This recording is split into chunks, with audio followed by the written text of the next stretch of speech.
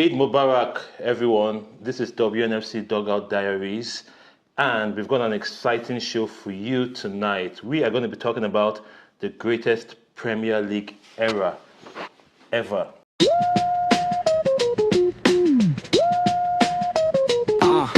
Started every game with a bag full of dreams. On the WNFC turf, we sow the seams. Fans wild cheering from behind the team schemes. Loud like the subway, cutting through routines. I was thinking to myself in preparation for this, how do I structure this debate? So we're going to talk about 4 different eras, if you will. We'll start with Manchester United's dominance under Sir Alex as one era. And we'll look at Arsenal's invincible era, the season they went unbeaten. I think it was a 2003-2004 season. They went unbeaten. So we'll have that as another era. And we'll talk about Chelsea under José Mourinho. And we'll talk about Manchester City under Pep. So we'll just sort of try to look at these 4 different eras and figure out which era of football was best. And we can even compare that to where we are now. Okay? So let's just dive into it. Davies, when you hear the greatest era in football, what comes to your mind? It's definitely Sir Alex Ferguson. Yeah, is that because you're a United fan? Well, partly, yeah. But Sir Alex Ferguson is also longevity and... longevity, I like that, yeah. Yeah, and if you just look at the quality of players that he had, arguably would say Pep Guardiola has been quite good as well. But if you look at the budget he's been working with and the caliber of players that is had worked with, I think if you compare him to Sir Alex Ferguson, for me, I think still Sir Alex Ferguson just stands out. Yeah. So Davies is not sitting on the fence at all. He's saying that the greatest era in football is the Sir Alex Ferguson era of United. Aubrey, do you agree with this, or do you have anything different to say? Well, obviously, you're a Chelsea fan, so I think you would say the greatest era is Mourinho's. Like, when you're speaking about best era, I feel like there are so many great teams that have played in the Premier League. There are so many great eras that we've experienced like in the Premier League. So I can't really look back and I have one particular era in mind, because if you're talking about legacy, the United team of 1999 that won the treble, I think they were the first English side to ever win a treble. Okay. So that's legacy. And the Arsenal team of 2004, the went Invincible. That was a record. Yeah. And then the Chelsea team of 2005 conceded 15 goals, kept 28 clean sheets. And also, I think they lost just against City, which was a penalty. So to concede 15 goals in 38 games, up to now, that feat is still yet to be actually best. So there are so many eras. And then the Pep team, like the Centurions. Okay. So even the Liverpool team of Jurgen Klopp, I think they pushed City to a certain level where they actually accumulated 97 points without winning the league. Yeah, that's true. Yeah, and then the next season they had 99 points. So it's very tricky. But I think it's based on where you're looking at it from, or based on what you're really using as your criteria, key factor to actually place. Okay, I'm glad you said that, right? And in order to do that, right, I think it's best we do a sort of a mini deep dive into all these eras. So let's start with the Man United era. Obviously, this was as David said, longevity. So this era spanned from, I think it was from 1992 to 2013, where United were really dominant in the Premier League. Now, so during that period, they had Sir Alex as manager, and this longevity spanned across 2 decades. So literally, in my opinion, this is the greatest era because it was long. It lasted for almost 20 years. So the strong point in backing up this as the greatest era, in my opinion, is simply longevity. What do you think about that, Davies? Of course. So like what I said earlier, I actually do rate Pep Guardiola as a great manager to some extent. Yeah, but then look at him right now. I think last season and this season, we can't even recognize him. You get the point, yeah? But so football has left him. Exactly. He tried by all means to. Anyway, last season there was some things that happened to him, the divorce cases and all those things. So we're still hoping to have him back this season. He tried to reinforce the team, got some players, Semenyo and all those players. But you still just cannot replicate what Sir Alex Ferguson did. 100%, yeah. I'll give you an example. Like there was a point that it really got bad. Like Manchester City, the Arab money came in and all those things. Manchester City, if it was in any other era, they would still dominate the Premier League, even then. But then Sir Alex Ferguson, at that point, had poor scores going to retirement. The team was a little bit shaky, but he didn't sign any big names or whatever. Yeah. He got Tom Cleverley from the academy, and was it Anderson, the Brazilian guy? He got Anderson. Yeah, we had Anderson. He played with Tom Cleverley in that 100%. midfield, and Manchester United was back. In 2012, Manchester City won the league, if you remember. Again, the manager then was, is it Mancini? Yeah, Manchester. That was the one. Why, the one. Why always me, Balotelli, and other things. Yeah, against. So the last game was with QPR, wasn't it? Where Aguero, those moments, yeah. Sir Alex Ferguson only needed one signing, and that was Van Persie from Arsenal. And everything changed and came back. Exactly. Now, so Davies, right? So in this argument, right? So if you remember, right, this era lasted for about 20 years, and in that time, Sir Alex Ferguson won 13 league trophies, won 3.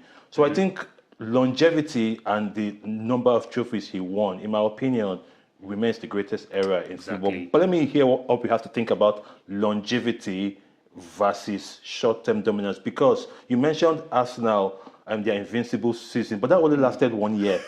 So can you compare, the greatest era in terms of longevity versus short-term dominance? Well, if you're talking about era, I think when you talk, I don't know if it's the era or the team, because if you say greatest Premier League teams, so you're just like comparing different seasons. But let me try to just talk about the longevity. Yeah. Because people usually just talk about Sir Alex Ferguson as like a magic worker. He used to play with small players and turn them into big players. But if you look back in the day, what was the competition and who was spending the more money? It was Man United. Yeah. So it's just about different times. If Sir Alex Ferguson was coaching now, he would be spending hundreds of millions of pounds. Okay, I hear what you're saying, right? But remember that across this longevity that we're talking about, right? Sir Alex rebuilt the team multiple times. Let me ask you. Beckham at one point. We had Ronaldo. I'm not trying to take away multiple times. Any what Sir Alex Ferguson certainly won. He very great manager. For me, he's the greatest Premier League manager ever. But he won 13 Premier League titles in 26 years. Yeah. Pep Guardiola has won 6 in 10 years. So what's quick math. what's the conversion? So if you look at it from longevity, you also need to look at it from how many years did Sir Alex Ferguson spend in United? And he also won just 2 Champions League titles in that 26 years. Well, he played in 2 finals, fair enough. 2 other finals. Then who did he play those 2 finals against? Barcelona. Pep Guardiola. Yeah. So there's a thin line between these comparisons about Sir Alex Ferguson is very great in his right, and to me, Pep has achieved. Okay, Bobby, you still haven't answered my question. So my question now is, in terms of defining dominance, is longevity not a better shout than short-term success? Well, that's what I'm saying. There are 2 different things that we're looking at. When you say era, yes, longevity matters. But when you talk about great Premier League teams, I actually look at it from what did this team achieve? I don't care how many years they played together, but what did they achieve? Okay, so United achieved 13 league titles. Yeah, but it wasn't one team. That's the era. So if you're talking about era, fine. Yeah, I see what you mean. Yeah, so the City team that won 100 points in a season is no longer the City team. That was 2018. Oh yeah. Yeah. They actually 100 points. Centurions. It's not easy. So even the Chelsea team, the 05 Chelsea team that conceded 15 goals. I think that team was the team to actually compete with United in the early 2000s. Okay.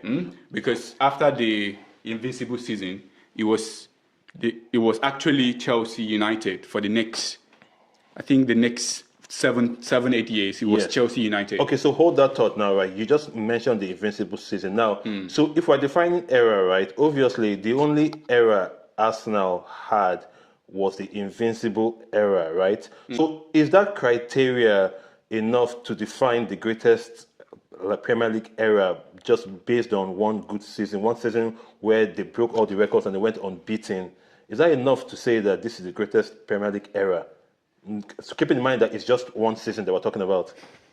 So yeah, there's a little bit of, when you say era, that's what I'm saying. I actually prefer to talk about the teams. Okay. So what exactly is era then? Era is just like you can say the Sir Alex Ferguson era. Okay, because it's spanned, which is the years he spent in United. But even under the Sir Alex Ferguson era, he had different teams. Okay. You get? So, you can talk about the Pep Guardiola era, in the Premier League, where he has won 6 Premier League titles in 10 years. Okay, so Aubrey, I know where you're getting at, right? So, but can you not say that the Invincible period was an era because the season before that and the season after that, it was still the same team, isn't it? But why we talk about the Invincible, the 03-04, is because they went that season. Exactly. So isn't that an era? That year that they went unbeaten, isn't that an era? If you look at the Invincible team from the point or from the aspect of an era, you wouldn't really see the achievement because you're just going to because there wasn't any. that's because you're just going to look at it from the 2004 season about when they went invincible. But that same team went to the Champions League final, which they lost against Barcelona. Yeah, to Barcelona. Yes, I remember that. In 2006. Yeah. So they apart from the Invincible, and they also won the league in 2003. I think they won back-to-back Premier League. So that was the early Arsène Wenger era in Arsenal. Yeah, but Davies, I mean, that season was quite remarkable because Arsenal obviously played 38 games in the league. They won 26 and they drew 12 and they lost none. I mean, what's your take on that? So do you think that era was really, really dominant, one we can talk about for years and years and years? Or do you think that it was just a blip? Honestly, for me, I don't even see why we're talking about Arsenal right now. Okay. For me, I don't even rate them at all. Ouch. I think Arsenal, they're just loud fans. Ouch. Anyway, they've been there for a long time. Okay. But then they don't have anything to point at. For me, if we need to discuss teams, I think let's even talk about teams at least that have won Champions League before. Ouch. Honestly. And David is taking no prisoners. No, honestly, right now I can even rate Arsenal because they've been consistent for some time right now. Even in the era of the Pep Guardiolas and what they like, at least they've been there. They've been 2-3 seconds from Man City, Liverpool. At least can even talk about them now. But then for me, I think I would even rate, though Klopp didn't really last at Liverpool, but I think I can even say, at least if we're talking about those brackets, I can even bring up what Klopp built with Liverpool over time, though he left quite early. But I feel like from the time he came from Dortmund, he came into Liverpool that was almost forgotten. Let me use that word. but he came in, he found players like Sako, those players. He found very average players, I would say that. In the same season, he went with them, played Europa final. The next season, he played UEFA final, and I think he created an era. Brought in the trio: Salah, Mane, Firmino. Yeah. He went, played finals, won finals, and I think I would even talk about Klopp and Do you know, about Arsenal. so do you know what's funny is that, like, when I was thinking about this this greatest era, right? I didn't even think about Liverpool. Like, like scary. Yeah, maybe, yeah, But I but think then- that was actually an era. So Klopp, so Klopp's Liverpool was actually an era to consider. was right? an era. So how many titles did Liverpool win that time? They won one Premier League, but They won UEFA Champions I League think as Klopp well. was a victim of yeah. Pep. yeah, like exactly. Like he lost the Premier League with 97 points. Yeah. He didn't win Wow. it just because Klopp. Yeah, Klopp Pep- was a victim of prime Pep, because if Klopp Mike. was coaching now, for sure he would have won more Premier League. But Yeah, but Pep was in the way. I don't like football is not really about like a game of buts and ifs. So what happened. But if you're talking about different eras, can't we look at it from the aspect of like United winning that triple in 1999? Yeah. And 100%. And we City, can. the trebles like winning City team. Absolutely, Now, can you compare those two teams head to head? Yeah, let's do that then. I think what the comparison? when you compare these two teams head to head, look at like the individual players and then the collective. Because if I'm looking at City, their prime era, like under Pep, I'm looking at dominance. They dominated the league. Okay, let me ask a hypothetical question. Imagine the prime United, the treble-winning team from '99. If they were to face prime City, Treble winning team. so who do you think, goes on top? I think City. Why? I think City wins. Judging from Pep and Sir Alex Ferguson, firstly, because I'll like first and foremost compare the coaches. Okay. Yeah. So like Sir Alex Ferguson have lost two finals against Pep. I knew you were going to say that. Yeah, that's one thing you would consider, and also if you are looking at, I think keepers, I would choose United. I think it was Yeah. And was this Michael then, or was it? I can't remember. no, 99. it was No. Michael. Yeah. It was Michael, It was Michael. It was Yeah. Michael. Yeah. So if you look at like individual players,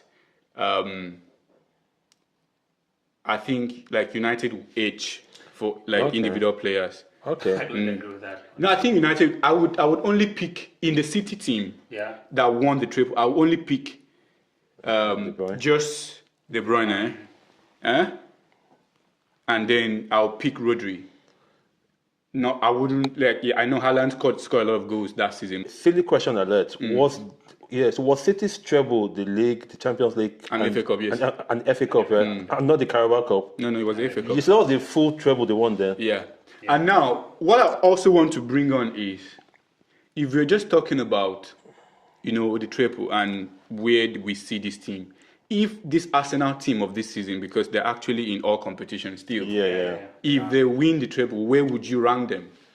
Whew. So Among will the that great be an teams. error then? No, I mean, let's forget about the era. Let's take, where would you rank them among the great Premier League teams? I rank them after I've ranked every other great team. Why? Oh, I mean, we're scoring goals by corner kicks for one. I don't like that. I mean, so style of play. No doubt they play beautiful football. So this is not a channel where we'll bash Arsenal. Please don't get that wrong. It's not. I mean, yeah. So we respect them. They're doing a great job. They're going to win the league title this year. I don't know about the and the League Cup or the Champions League, but they are going to win the league this year. So kudos to them. I mean, they must be doing something right to win the title. To be fair. If there's something right, it's corner kicks, then so be it. I'll put it this way. Lawrence said one point. Klopp was a victim of Pep. Yeah. So if Arsenal won, I would say the other teams have been sleeping. How many points are Arsenal on, honestly? How many points are they on right now? Do we know? Can anyone check? 60-something points. They're nowhere close to what Liverpool had when they didn't win it in that season when they're 97 points. Yeah. Man City has been sleeping this season. if it was just like any of those competitive seasons, Arsenal wouldn't be anywhere close to the top right now. So I'm telling you. But to be fair, football is not a game of ifs and buts. So let's not because let's not do that. These guys have like been consistent for the last 4 years. Mike. Like Arsenal, they have been consistent for the last 4 years. Yeah. And if they were not there, football is just about taking your opportunity. So if they were not there, they wouldn't be capitalizing on like other teams not being consistent. So they have been there just around the top, like for the last 4 years, and now they are there to capitalize. So you just have to give them kudos. I'm not a big fan of the way they play. No, you're not. But certainly not. Yeah, like I'm not a big fan of the way they play. But maybe this is the new era of football. Fair enough. Maybe this is where football is leading to, and Arteta is just there to push, because there was a time José Mourinho came in and we had this pack the bus like tactics, and it worked. I was a Chelsea fan. I enjoyed it. Yeah. So speaking of that, right? Let's go because we've sort of like done a deep dive into the era of Man United and Arsenal. So how about we do a deep dive into the era of Chelsea, of Jose Mourinho's time? Now, the season that they had 95 points. So they won the league then, right? And they just lost. Oh, you guys just lost just one game. Just one game. So against that was City. close to the Arsenal. The Arsenal Invincible there. So would you say that that was the most complete team in the Premier League, because they were so defensive, they were so compact, they were so rigid? So they won the league with 95 points, isn't it? That was the highest as at then. It was a record. Yeah, but City have had 100 points at some point. Yeah, Chelsea, City broke the record. So, but at that time, it was the highest, and they lost one game, and they conceded just 15 goals. I mean, that's like half a goal a game. So was that the greatest team then? If you look at it from different aspects, you see how great that Chelsea team were. They were very good. Like just picking this young Jose Mourinho.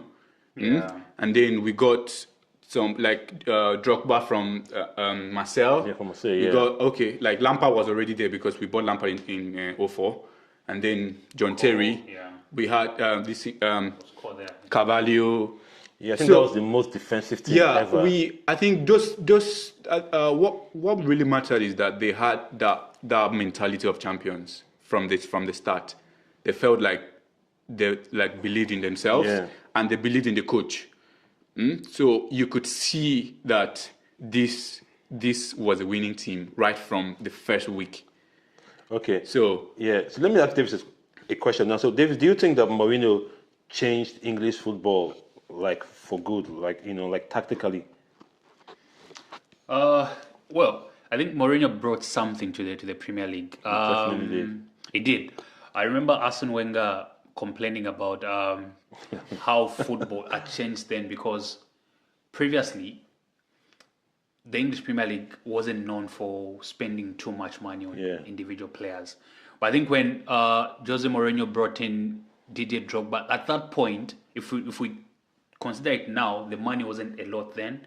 But at that point, it felt like they were not building teams from academies like they believed in at that point. So Jose Mourinho actually brought this thing where you need to spend to bring in players and all those things. So he actually brought a different dynamic to English football, and kudos to him. I actually give him very great respect even now. I didn't respect him as much when he came to United because he didn't win as much, but I respect him as a manager. What did he do that thing? He was like, three, put some respect on you, 3. All right, okay. The chosen one. All right. So Aubrey, we've already touched on this, but let's just do a formal deep dive into City's era. Now, City, so the season they won 100 points. I think it was a remarkable season because, so that was the 2017-18 season. I think I have that on my screen here. And then they won 32 games. That was a record. They scored 106 goals that season. That was another record. Their goal difference was 79. That was another record. I mean, and they had 18 consecutive wins. Another record. So there's this chap, a United fan, that claims to be a United fan, who doesn't want to cut his hair until United gets 5 wins. But City got 18 wins on the bounce. Unbelievable. So was it the greatest era in football in terms of breaking records and doing all of this? Yeah, that's what I think I said earlier. In terms of pure dominance, that was the greatest.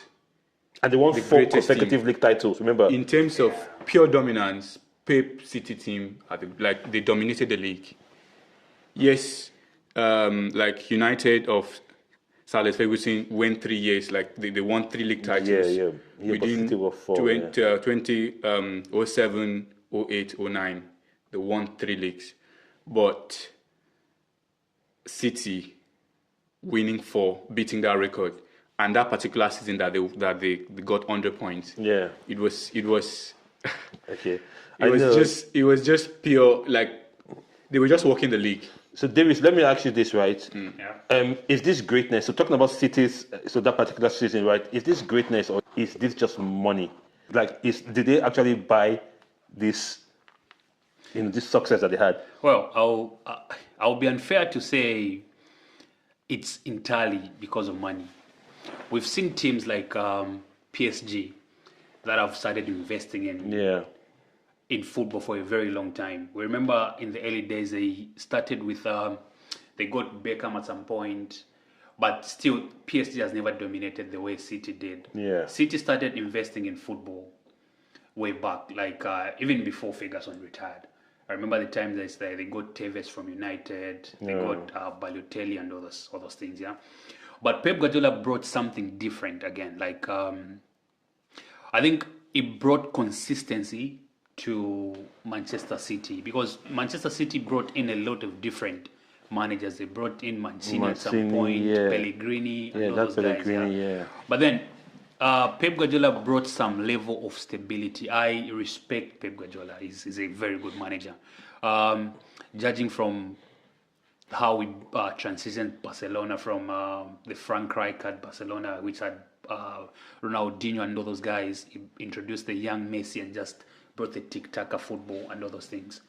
But with all that said, I'll still get back to my point and say I still rate Sir Alex Ferguson higher than Pep Guardiola. Okay. Because Pep Guardiola, we tested him after he left Barcelona. Man took a year sabbatical did to Bayern. He went to Bayern Munich. Bayern Munich, they've always been dominant in the Bundesliga, of course. It took him some time when he came to Manchester City to just show that dominance. So no wonder I even brought in Jurgen Klopp then, because for me, I even read Klopp after Ferguson, because for me, those managers can work with anything they have. Yeah, I was going to ask you this, right? I was going to ask you if Pep would still be Pep if he didn't have his hand dipped in so much oil money. Exactly my point. So, if you think of Klopp, the Dortmund Klopp, before him, who knew about Lewandowski, who knew about Hummels, who knew about Marco Reus, but those players, he made that team to compete against Real Madrid, the Real Madrid then, and they won.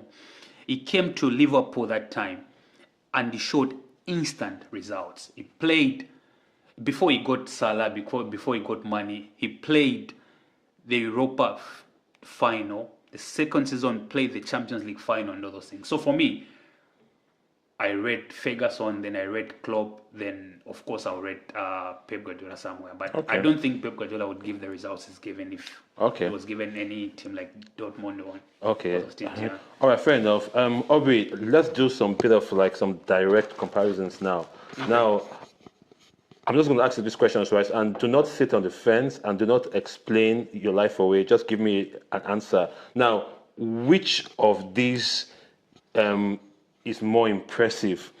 So the City with 100 points, the Arsenal's invincible season, Man United with 13 league titles across that time frame, and Mourinho's dominance at Chelsea. Which of these 4 is more impressive to you? Just pick one. City. 100-point City, right? Yeah, the dominant. Okay. I didn't ask you to say why though, but I think I know why, because of all the records that they broke, right? Yeah, I've all the record, and I'm a fan of attacking football, so. Okay. Yeah. So, okay. Davies, if you had to pick one from all these 4, like what would it be, Mike?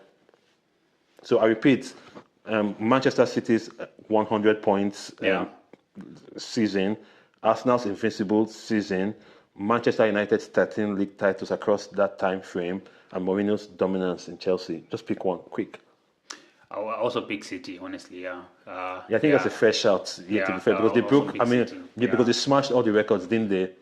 Yeah. Pick City. Yeah. I think don't just ask me about Arsenal because I don't rate them at all. Don't ask me about Arsenal. I think you're getting too personal. With Arsenal. Okay. All right. So what I'm hearing now is that because this show was titled, it's sort of like our quest for the greatest era. Mm-hmm. Now, what I'm hearing now is that the greatest era in the Premier League was the City era where they won 100 points and smashed all the records. Is that what we're agreeing on now? I think that, personally for me, that's the greatest dominance. That's what I'm saying earlier. I said, if you're looking at it from different angle, if you're talking about dominance, I go with City. Mike. Yeah. So if you're talking about dominance, I go with that City era. Yeah. Like if you're talking about legacy, I go with the Arsenal Invincible, and if you're talking about history, I go with the United 1999. What do you guys think? Please, you can leave your thoughts on the comment section. All right, everybody. Thanks for watching. Don't forget to like, share, and subscribe. Until the next episode, take care of yourself and each other. Bye.